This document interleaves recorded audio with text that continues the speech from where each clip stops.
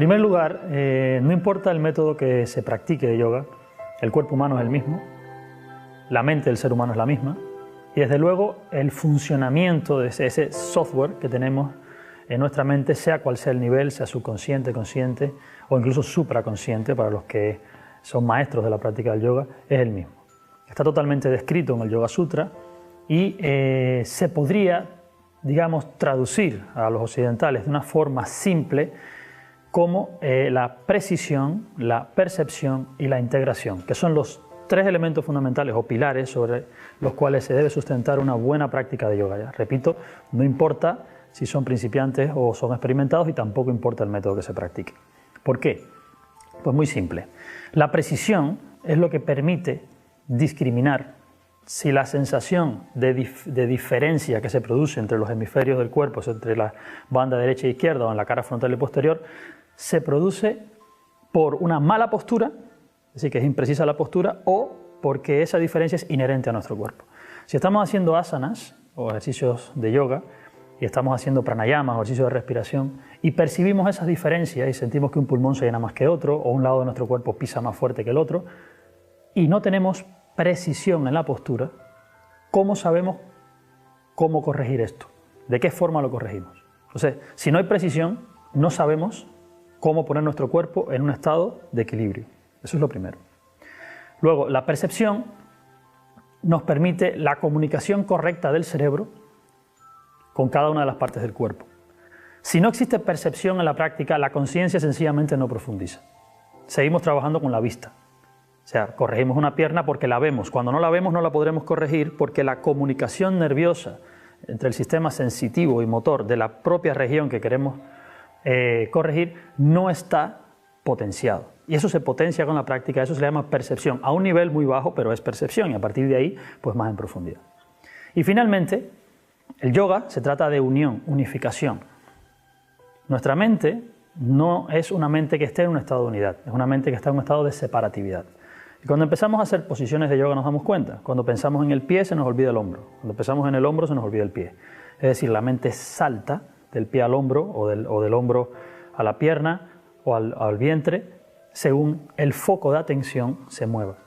Y entonces esto es imposible que nos conduzca a un estado en el que la mente por sí sola engloba el punto de atención o el foco, engloba todo el área de la idea que se quiere trabajar y se llega a estados que se conocen como concentración o sencillamente abstracción sensorial, que es pratyahara o meditación. Es imposible acceder a estados de conciencia de ese tipo si trabajamos sobre una mente separativa. Así que la integración, probablemente el más importante de esos tres pilares, es el que permite que el estado de conciencia varíe y el asana madure, que no importa que llevemos 20 años practicando. Si no hacemos las cosas de esta manera, el estado de conciencia, que es para lo que el yoga está diseñado, la mejoría de ese estado de conciencia y la evolución, no se produce.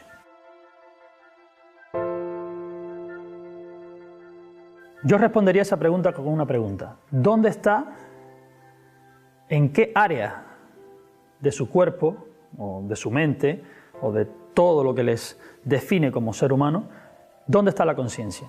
¿De qué zona de ustedes mismos son conscientes en este momento? La respuesta es simple, de la piel. La conciencia en el ser humano corriente está de la piel hacia afuera. Sufrimos de una extroversión enorme con respecto a la capacidad de introversión que tenemos.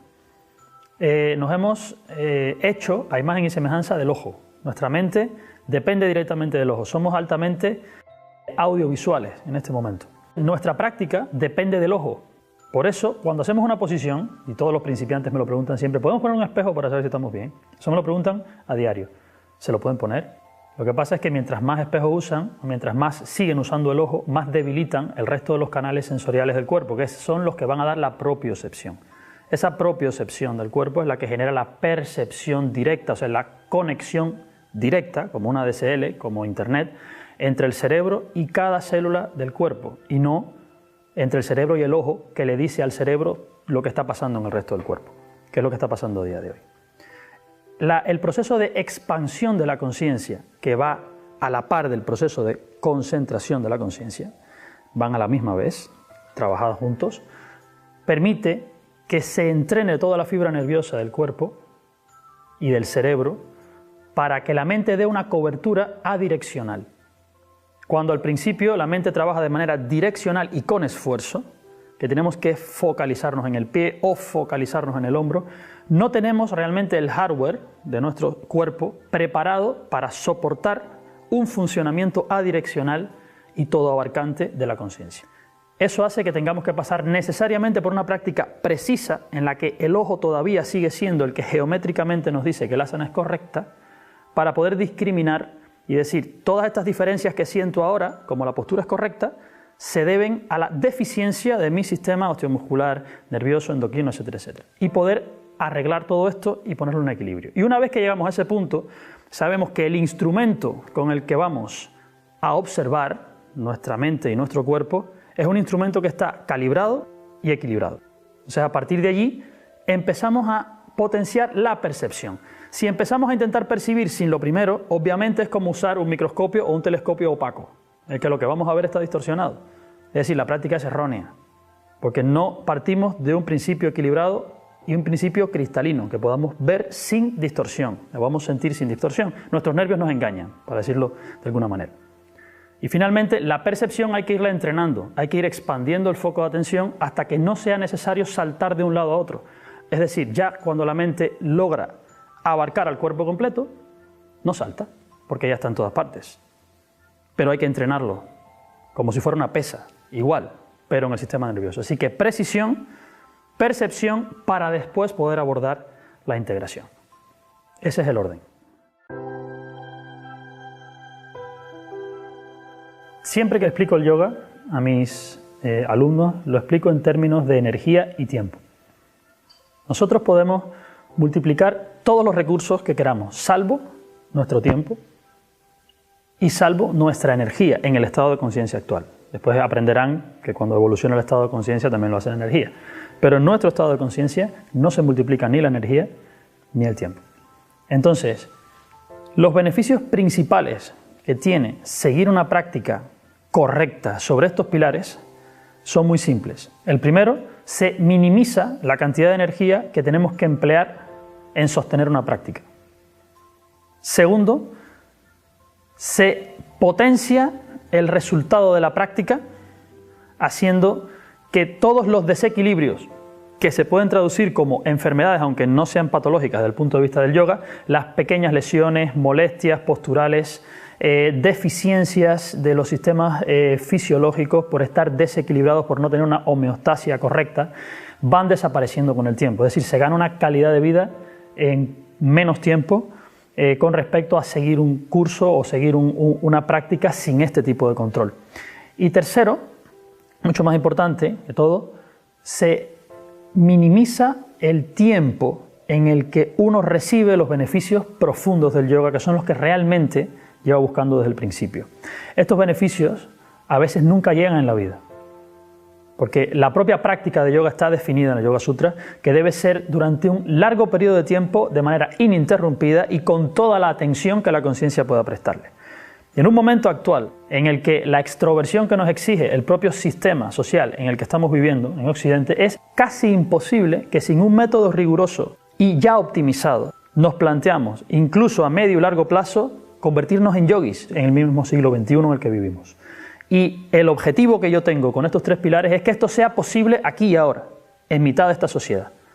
Que no sea necesario un retiro, que no sea necesario nada más que vivir aquí, pero hacer las cosas correctamente estructuradas y observadas, para que el resultado sea óptimo y nuestra energía y nuestro tiempo dedicados a ellos, mínimo. Ojalá hubiese tenido yo al principio de mi práctica una guía como esta, para comenzar a practicar. Yo les diría que tengan muy en cuenta que el yoga es uno de esos ejercicios en los que importa más la relación que establecemos con él que el resultado que da el ejercicio. Porque la transformación a la que está evocando el ejercicio de yoga no es una transformación meramente física. Por eso es un ejercicio que no es cuantificable únicamente en resultados de elasticidad o fuerza o equilibrio corporal. Como lo que se está dando en un ejercicio de yoga tiene un impacto profundo que llega al propio foco de atención de la conciencia y llega a nuestro estereotipo dinámico de conciencia, que es nuestro carácter, yo les pediría que, sin olvidar la meta, que es, por supuesto, el aumento de la calidad de vida, les diría, no pierdan tiempo, no gasten o hagan esfuerzos inútiles. Busquen la forma óptima de llegar lo antes posible a un estado en el que puedan discriminar si su práctica es correcta o no, que es el verdadero estado de independencia de un practicante de yoga. Mientras tanto, estamos siempre pendientes de que alguien nos corrija o que algún manual nos enseñe. El objetivo de nuestro trabajo, todo nuestro trabajo, es que hayan practicantes de yoga, no personas dependientes del ojo ajeno para que practiquen o para que sepan cómo se hace el yoga. Ustedes pueden lograr en poco tiempo, por experiencia propia se los digo, pueden lograr en poco tiempo una corrección de sus molestias principales durante la práctica y una potencia en su estado energético y en su capacidad de discriminación, que les haga llegar al nivel y la calidad de vida que ustedes están esperando. Les diría que se fijaran en este enlace que está justo debajo, que entraran y que de forma gratuita vean la información que hemos preparado. Si está hecha para que de manera gratuita ustedes la vean, se beneficien de ella y la divulguen, porque es algo que a día de hoy todo el mundo debería saber.